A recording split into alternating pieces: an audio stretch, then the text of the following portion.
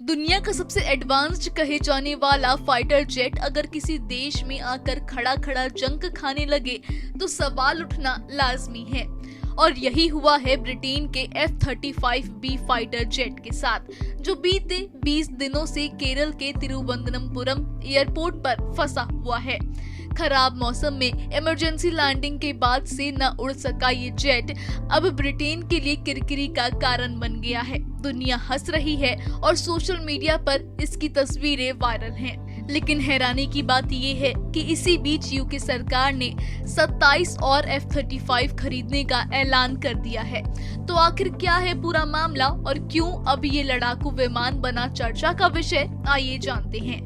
14 जून की रात अरब सागर के ऊपर मौसम खराब था और ब्रिटेन का F-35B लड़ाकू विमान अभ्यास से लौट रहा था।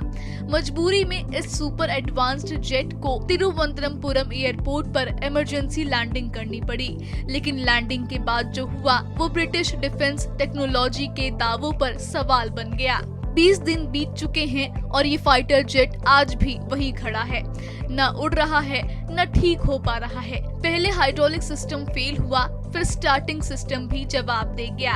अब इस हालत में जेट को एयरलिफ्ट कर वापस ले जाने की तैयारी हो रही है, यानी ब्रिटेन को इस सुपर जेट को घर ले जाने के लिए स्पेशल कार्गो विमान भेजना पड़ेगा। लेकिन इन सब के बावजूद यूके ने चौंकाने वाला फैसला किया है।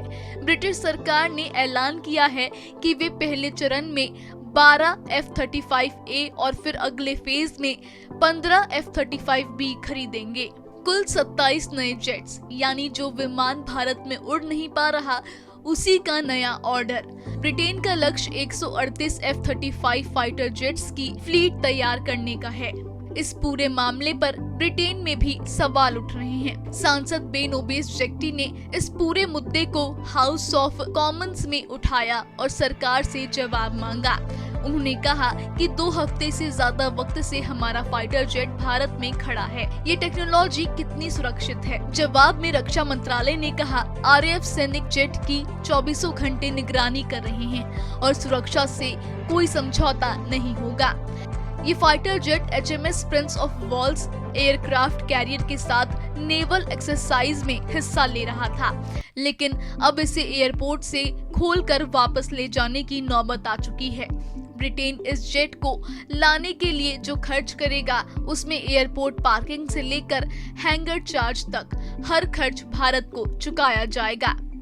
तो ये है उस फाइटर जेट की कहानी जिसे पूरी दुनिया की सबसे एडवांस टेक्नोलॉजी कहा गया, लेकिन वो भारतीय जमीन पर लाचार मिला। सवाल इस बात पर नहीं है कि टेक्नोलॉजी फेल हो सकती है, सवाल इस पर है कि क्या हम सिर्फ नाम और दावे पर भरोसा करें या हकीकत का सामना भी करें।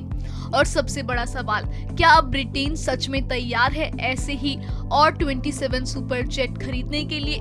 जवाब वक्त देगा, लेकिन फिलहाल तो दुनिया इस खराब उड़ान पर हैरान भी है और मुस्कुरा भी रही है।